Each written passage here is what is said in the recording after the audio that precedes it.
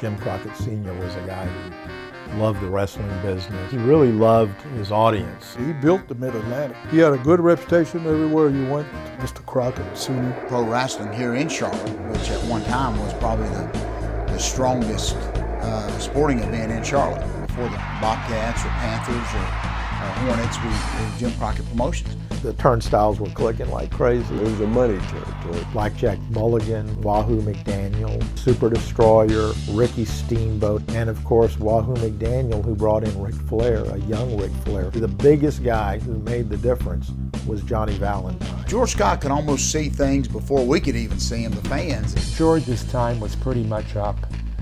He and Crockett were drifting apart. At that point in time, we were as hot as you could possibly be. When you were on that nationwide TV, oh yeah, it was the hottest thing you ever see. I mean, buddy, we sold out everywhere. Clearly, being a world champion with Crockett on a roll, different belt and all that, different stuff going on, but it's hard to deny those 2 or 3 years as being the biggest of my career. Mercedes. There were more big cars in the parking lot of Jim Crockett's promotion than Vince McMahon had ever seen in one time. Everybody had a Porsche, everybody had Mercedes.